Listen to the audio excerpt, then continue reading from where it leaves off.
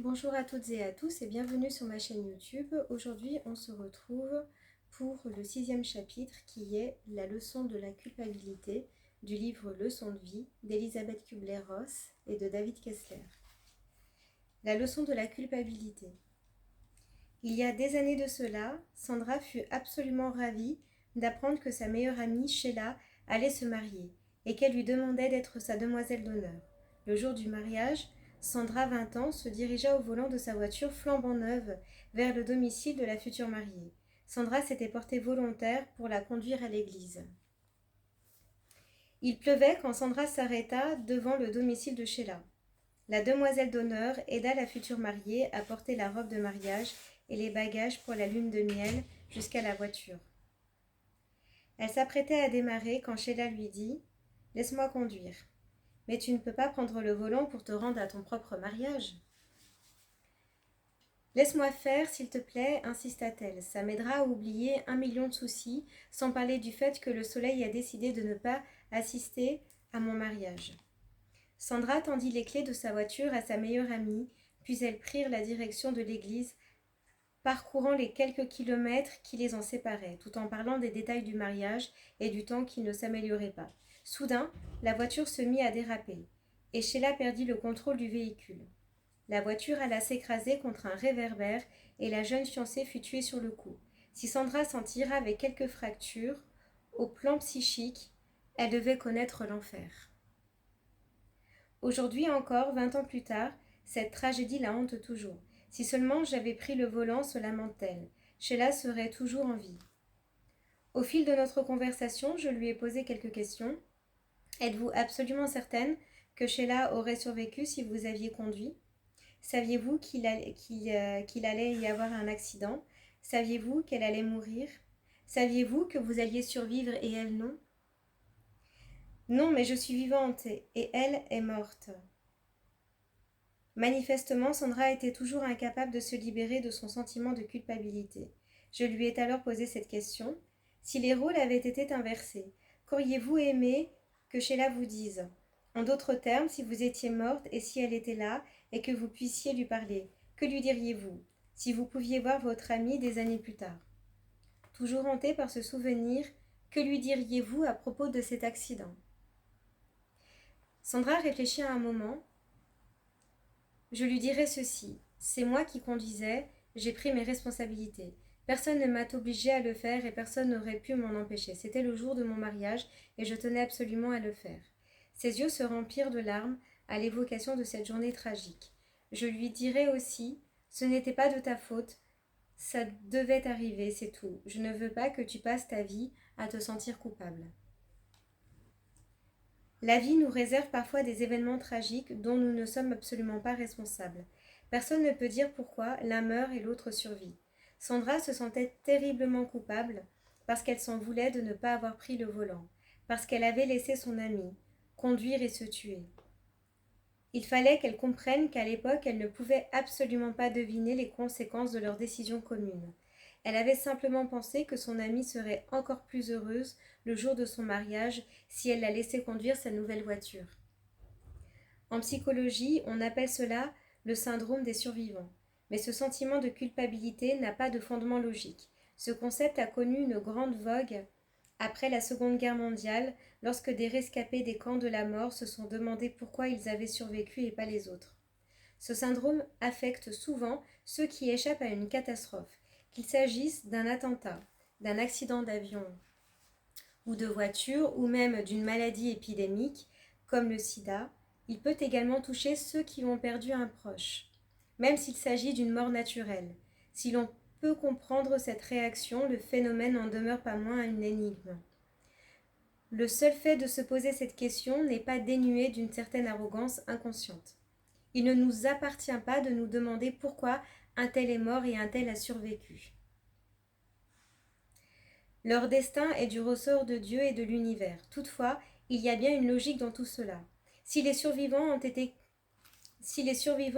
épargnés, c'est pour pouvoir continuer à vivre. La vraie question est celle-ci.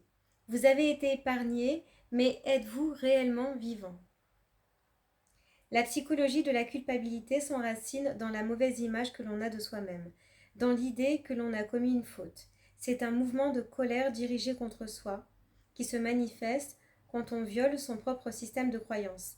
La plupart du temps, cette fausse perception de soi trouve son origine dans notre éducation. En effet, nous avons été élevés pour être des prostituées. Ce jugement peut paraître excessif, mais il reflète la vérité. J'entends par là que l'enfant, symboliquement, doit se vendre pour obtenir l'affection des autres. On nous apprend à être de bons petits, qui se conforment aux désirs d'autrui plutôt qu'à nous construire une forte identité personnelle. On ne nous encourage pas vraiment à être indépendants ou interdépendants. On s'efforce de nous enfermer dans la codépendance, une situation dans laquelle on accorde davantage l'importance aux désirs et aux sentiments de l'autre qu'aux siens propres.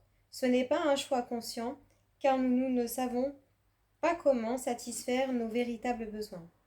Le symptôme le plus évident de la codépendance est l'incapacité de dire non. On nous apprend à contenter les autres en leur accordant ce qu'ils nous demandent. Les parents sont généralement excédés lorsque leurs enfants disent non. Pourtant, qu'un enfant ait appris à le faire au bon moment est quelque chose de merveilleux. Nous devrions tous apprendre à dire non, haut et fort, et ce le plus tôt possible. Le désir de satisfaire autrui constitue un terrain fertile pour la culpabilité, mais ce n'est pas le seul. On peut aussi se sentir coupable lorsqu'on s'efforce d'affirmer son indépendance. Cela peut représenter un problème sérieux pour les enfants qui ont perdu un parent alors qu'ils construisaient leur identité. Il revient alors à son entourage de l'aider à surmonter ce sentiment de culpabilité. Le petit Scott, 9 ans, était en colère contre sa mère parce qu'elle n'avait pas voulu le laisser partir, dormir sous la tente. Margie l'avait clairement averti qu'il ne partirait qu'après avoir fini ses devoirs, mais elle avait beaucoup de mal à se faire obéir. À 4 ans, elle souffrait d'un cancer du col utérin qui avait dépassé le stade local et atteint le foie.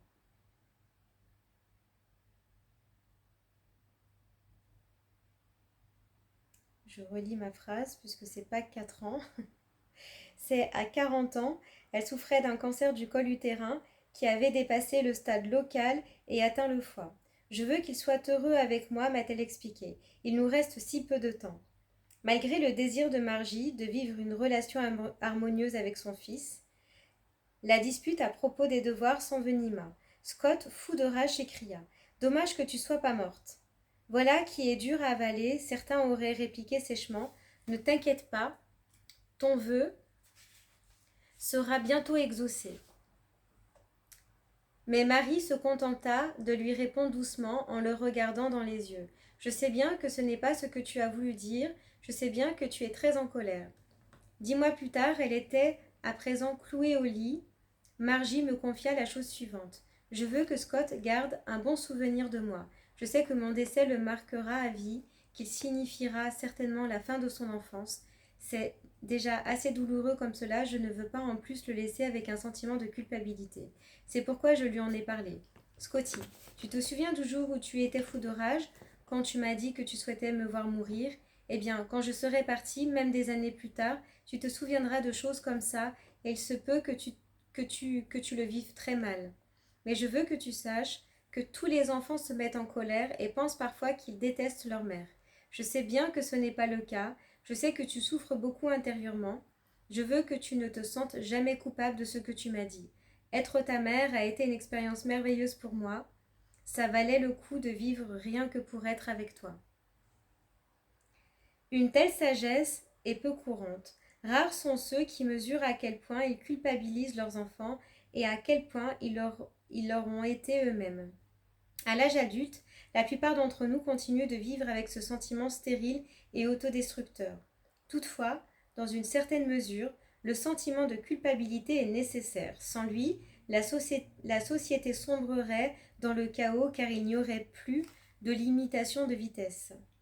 Et nous conduirions comme si nous étions seuls sur la route. Ce sentiment fait partie intégrante de l'expérience humaine. Il peut parfois être un signal d'alarme révélant un dysfonctionnement pour nous indiquer que nous nous sommes écartés de notre système de croyance, que nous avons dépassé les frontières de notre intégrité morale. Pour se libérer de la culpabilité, il faut mettre ses actes en accord avec ses croyances. Hélène et Michel, tous deux âgés d'une cinquantaine d'années, étaient des amis de 20 ans. Mais depuis 4 ans, Hélène en voulait beaucoup à Michel et elle ne se parlait presque plus. La simple mention du nom de son ami exaspérait Hélène. J'ai toujours ses cadeaux d'anniversaire des 4 dernières années dans ma cave. Je ne les lui donnerai que lorsqu'elle trouvera du temps à me consacrer. Après le remariage de Michel, leur amitié battit de l'aile. Hélène fut heureuse pour elle, mais elle commença à se sentir délaissée. Puis, peu après, elle se remaria à son tour. Les liens qui unissaient ces deux femmes se relâchèrent davantage. Hélène appelait Michel, mais celle-ci n'avait apparemment jamais le temps de la voir. Michel, j'ai ton cadeau d'anniversaire, il faut absolument qu'on se voie, mais elles ne se rencontraient jamais. Depuis quelque temps, Hélène souffre d'un cancer du sein, elle a passé sa vie en revue, et cette amitié brisée ne cesse de la hanter. Lorsque je lui ai demandé pourquoi elle n'envoyait pas ses fameux cadeaux d'anniversaire par la poste, elle m'a répondu en proie à une vive colère. Pas question, tant que nous ne reverrons pas. Cela fait maintenant des années que j'essaye de la voir, je continue de l'appeler pour lui parler de ces merveilleux cadeaux que je lui ai achetés. Ne pensez-vous pas que le sentiment de culpabilité ait pu jouer un rôle dans cette brouille ? Je ne me sens aucunement coupable, répliqua-t-elle aussitôt. Mais en revanche, il se peut qu'inconsciemment vous ayez tenté de culpabiliser votre amie. Qu'est-ce qui vous fait dire cela ? Me répondit-elle déconcertée. Il me semble que pour une raison ou pour une autre, Michel avait décidé de changer la nature de votre relation, voire d'y mettre un terme.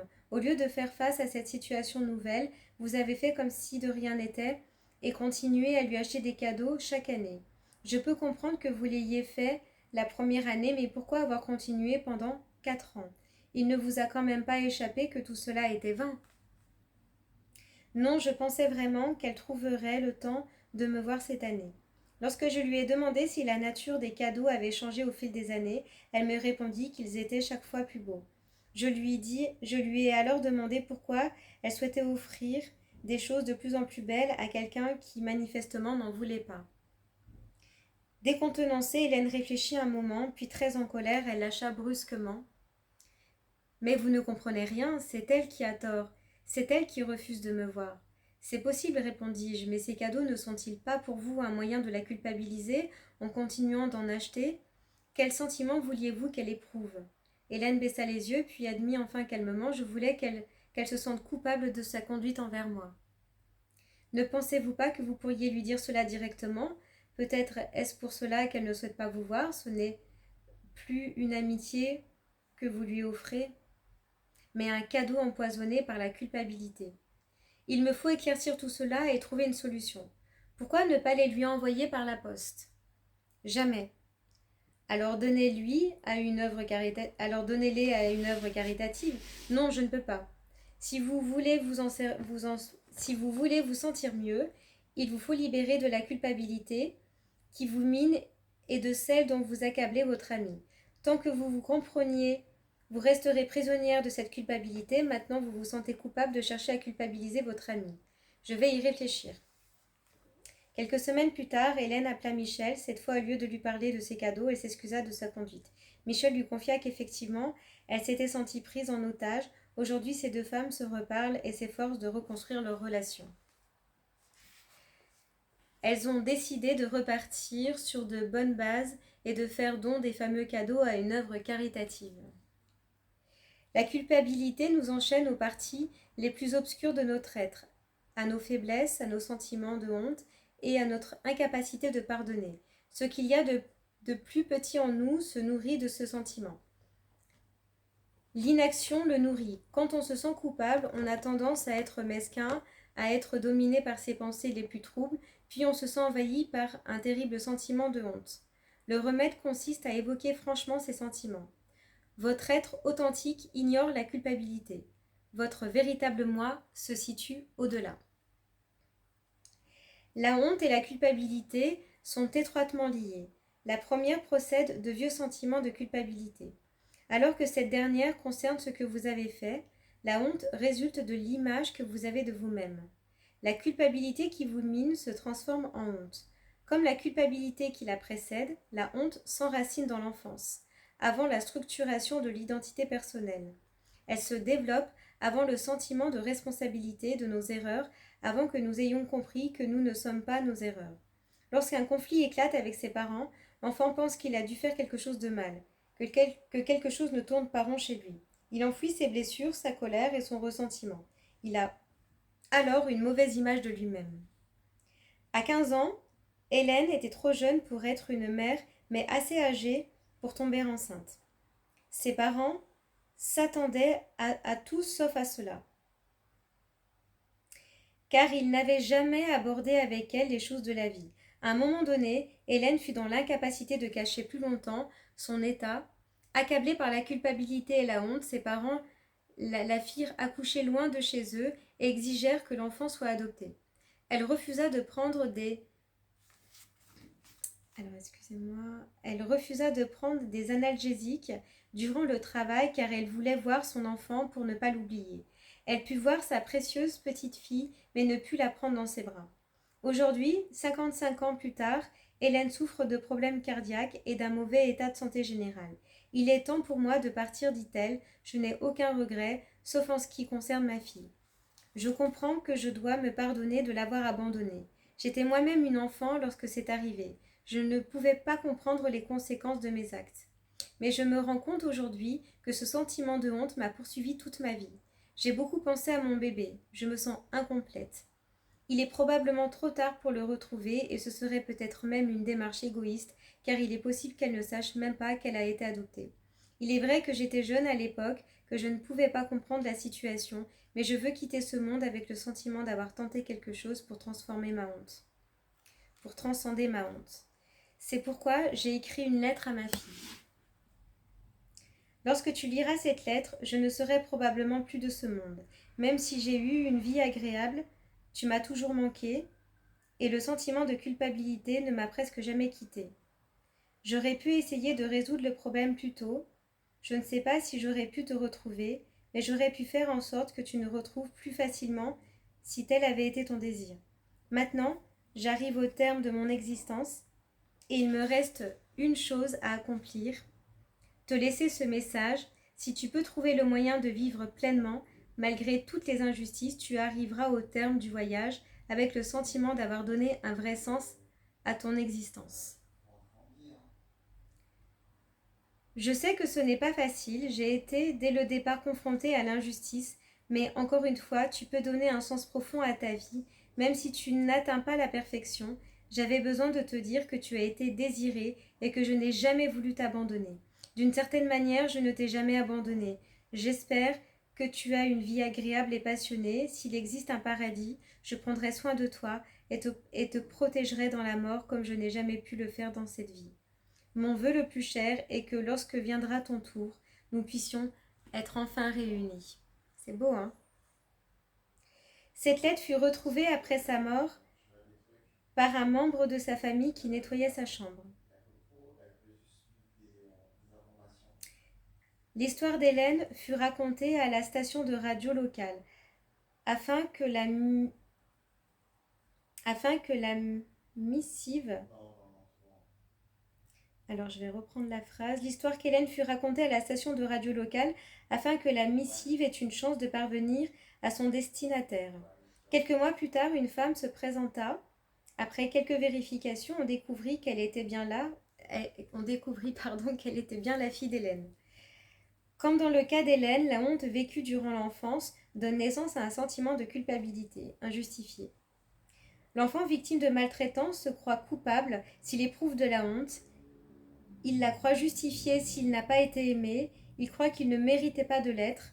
La vérité, c'est que nous sommes porteurs de valeurs et d'utilité. Oui, on peut se sentir coupable d'avoir mal agi dans le passé, mais cette attitude prouve en réalité que l'on a un bon fond. Car les gens réellement méchants n'éprouvent jamais de remords. Voyez le meilleur en vous, n'oubliez pas la bonté qu'il y a en vous. Le bouddhisme et d'autres religions orientales considèrent que la culpabilité fait partie d'un niveau de conscience inférieur. Étranger à Dieu et dépourvu d'amour. Notre instinct nous pousse à nous libérer de ce sentiment parce qu'il est extrêmement pénible. C'est un processus inconscient à travers lequel nous projetons sur autrui nos propres sentiments. En d'autres termes, si ce n'est pas moi le coupable, c'est peut-être que toi. Ce ne peut être que toi.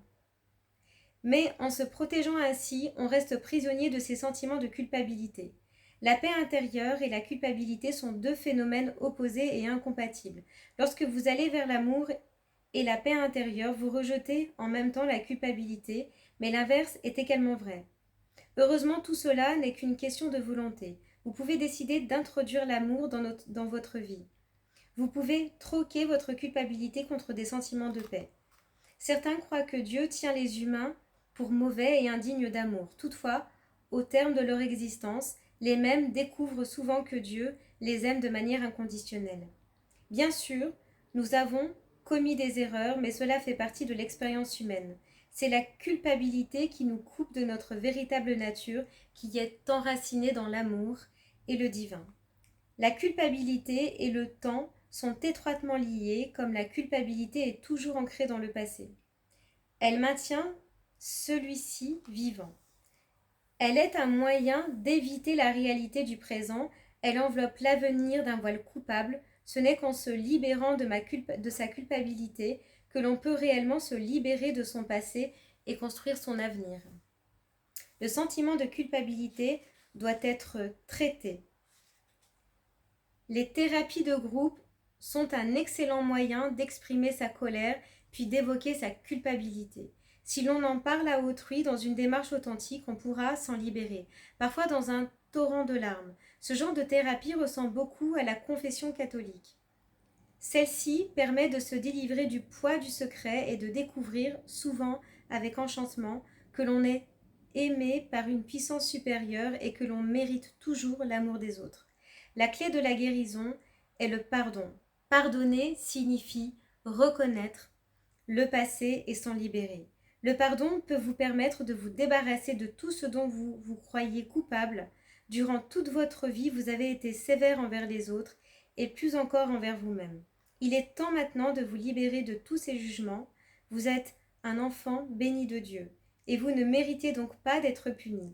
Dès lors que vous pardonnez à vous et aux autres, votre sentiment de culpabilité n'a plus de raison d'être. Une fois cette leçon bien assimilée, nous sommes vraiment libres. Je vous remercie de m'avoir écouté et je vous dis à très bientôt pour une prochaine vidéo.